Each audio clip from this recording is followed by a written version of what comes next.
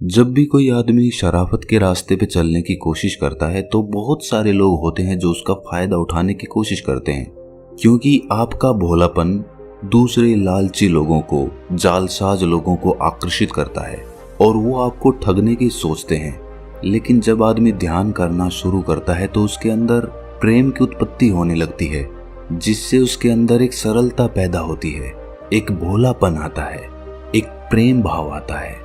लेकिन हम तो संसार में रहते हैं और जब संसार के लोग हमारा ये भोलापन भांप लेते हैं तो वो हमारे नजदीक आने लगते हैं और नजदीक आकर हमें धोखा देकर हमारा फायदा उठाकर चले जाते हैं, जिससे हमारे दिल को बहुत गहरा आघात पहुंचता है। हमारे मन के अंदर एक शूल सी चुभ जाती है और हम अपने आप से ये सवाल पूछते हैं कि क्या शराफत की जिंदगी जीना गुनाह है? क्या मुझे भी जालसाज आदमी बन जाना चाहिए? और जब ऐसे ख्याल मन में आने लगते हैं तो हम ध्यान से दूर हटने लगते हैं। ध्यान में ये बातें बाधा बन जाती हैं। आप ध्यान करना भी चाहेंगे, आप प्रेम करना भी चाहेंगे, लेकिन ये दुनिया आपको करने नहीं देगी। तो ऐसे में अपने आप को संतुलित कैसे रखें? बहुत बड़ा सवाल है और इसका हल जानना भी बहुत जरूरी है, क्योंकि अगर आपको धोखा मिला तो आप कभी भी ध्यान की तरफ नहीं बढ़ेंगे, अपने जीवन में आध्यात्मिक उन्नति नहीं कर पाएंगे। इस सवाल का जवाब आपको इस कहानी के माध्यम से मिलेगा। इससे पहले कि आप इस कहानी में खो जाएं, इस चैनल को सब्सक्राइब जरूर कर लें। तो चलिए कहानी शुरू करते हैं। एक बार गौतम बुद्ध अपने शिष्यों के साथ बैठे हुए थे। वो उन्हें एक उपदेश दे रहे थे और बता रहे थे कि ध्यान के लिए सरलता कितनी जरूरी है। सरलता से ही ध्यान में प्रवेश किया जा सकता है। आदमी जितना सरल होगा, जितना भोला होगा, जितना साधारण होगा, उसके मन में प्रेम की उत्पत्ति उतनी ही ज्यादा होगी, जो कि ध्यान के लिए एक सीढ़ी बनेगी। वहां पर एक राजा अजातशत्रु भी बैठे हुए थे।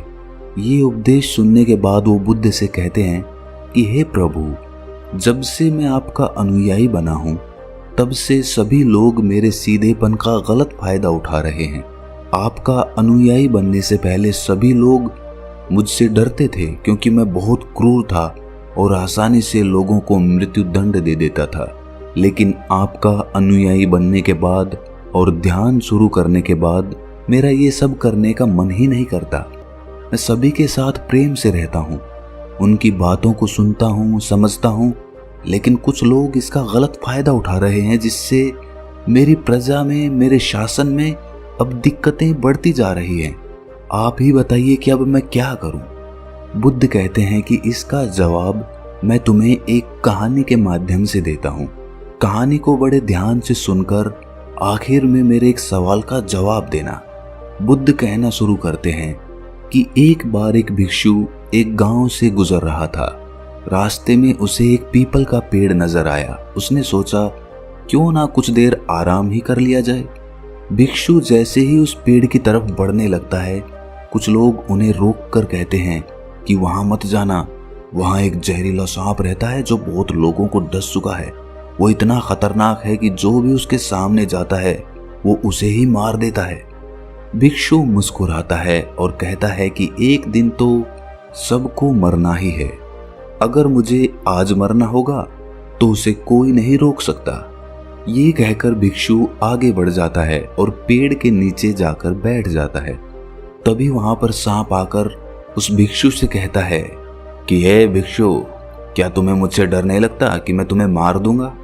भिक्षु बड़े प्रेम से कहता है कि भाई, इसमें डरने वाली कौन सी बात है? तुम जो भी करते हो वो इसीलिए करते हो ताकि कोई तुम्हें मार ना दे।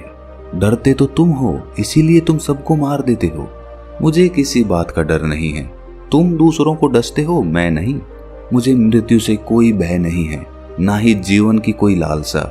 मुझे कोई नुकसान पहुंचा ही नहीं सकता, तो मैं तुमसे क्यों डरूंगा? ये सब सुनकर सांप हैरान हो जाता है। उसने आज तक ऐसे ही आदमी देखे थे जो उसको मारने की कोशिश करते थे, उससे डर कर भागते थे। पहली बार उसने किसी को देखा था जो उससे नहीं डरा। ये सब देखकर सांप उस भिक्षु के पैरों में गिर जाता है और कहता है कि हे प्रभु, मैंने आज तक जो कुछ भी किया है सिर्फ अपनी जान बचाने के लिए किया। यदि ये रूप धारण नहीं करता तो लोग मुझे मार देते। भिक्षु ने कहा कि तुम बिल्कुल सही कह रहे हो, लेकिन यदि तुम इस जीवन के मोह से मुक्त होना चाहते हो तो शांत हो जाओ और जानो कि आज नहीं तो कल जीवन खत्म हो ही जाएगा। इसीलिए तुम्हें लोगों को डसने की जरूरत नहीं है। इतना कहकर भिक्षु वहां से चला जाता है और सांप ये तय कर लेता है कि आज से कोई गलत काम वो नहीं करेगा और उसने सभी को डसना छोड़ दिया। लेकिन इसका उस पर उल्टा प्रभाव पड़ा। जो लोग उससे डरकर भागते थे वही अब उसे मारने की कोशिश करने लगे, उसे चोट पहुंचाने लगे। सांप बहुत दुखी रहने लगा। लोग उसे तरह तरह की चोट पहुंचाते। कोई तो उसे मारने के लिए उसके पीछे लकड़ी लेकर दौड़ता। वो अब लोगों को कोई नुकसान नहीं पहुंचाना चाहता था और सभी लोगों को प्रेम करने की कोशिश करता था, लेकिन लोग इसका गलत फायदा उठाते थे क्योंकि लोगों का जो उससे डर था वो खत्म हो गया था और अब लोग उस समय का बदला उससे ले रहे थे जब वो सांप उन्हें डराता था। ऐसे ही वर्षा ऋतु बीत गई। वर्षा ऋतु बीतने के बाद वही बौद्ध भिक्षु उस रास्ते से वापस जा रहा था। वो फिर से उसी वृक्ष के नीचे आराम करने के लिए बैठ गया। उस सांप ने उस भिक्षु को देखकर पहचान लिया और वहां पर पहुंच गया। भिक्षु ये देखकर हैरान हो जाता है कि पहले इस सांप की हालत कैसी थी और अब कैसी हो गई है।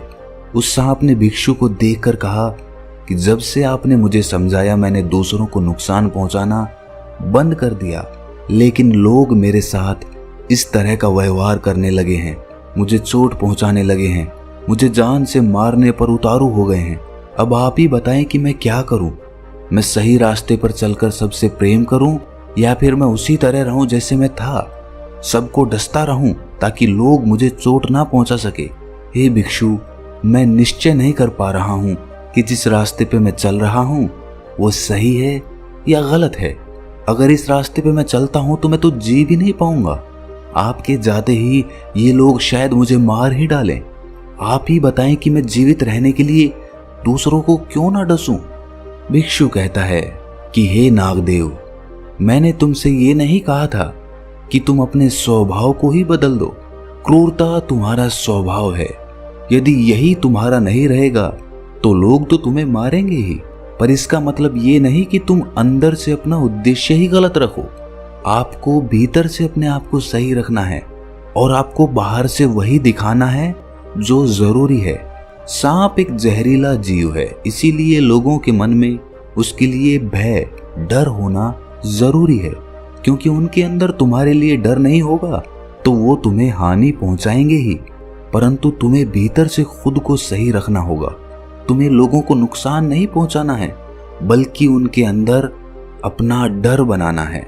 जब लोग तुम्हारे पास तुम्हें चोट पहुंचाने आते हैं तो डसने की बजाय तुम डसने का दिखावा करो। अपना सर उठाकर अपने फन को लहराओ ताकि लोग तुम्हारे पास ना आ सके। भीतर से तुम किसी को डसने के बारे में सोचना भी नहीं, लेकिन बाहर से सबको ये दिखाओ कि तुम उन्हें डस सकते हो और तभी तुम अपने आप को सुरक्षित रख पाओगे। ये कहानी सुनाने के बाद बुद्ध कहते हैं कि अजातशत्रु, तुम इससे क्या सीखे? अजातशत्रु कहता है कि हमें खुद के स्वभाव को नहीं बदलना, बल्कि भीतर से खुद को बदलना है। वो कहता है कि मेरी भी हालत, हे बुद्ध, पिछले कुछ दिनों से सांप की तरह हो गई थी। मैं निश्चय ही नहीं कर पा रहा था कि मैं अपने राजपाट के कार्यभार को कैसे चलाऊं, क्योंकि राजपाट चलाने के लिए राजनीति भी जरूरी होती है, लोगों को दंड देना भी जरूरी होता है। उसके बिना तो राजपाट चल ही नहीं पाएगा। लेकिन दूसरी तरफ मैं आपके उपदेश सुनता था तो मुझे लगता था कि जब तक मैं प्रेमपूर्ण और सरल नहीं होऊंगा तब तक मैं ध्यान को उपलब्ध ही नहीं हो पाऊंगा, और इस असमंजस ने मेरी रातों की नींद उड़ा दी थी।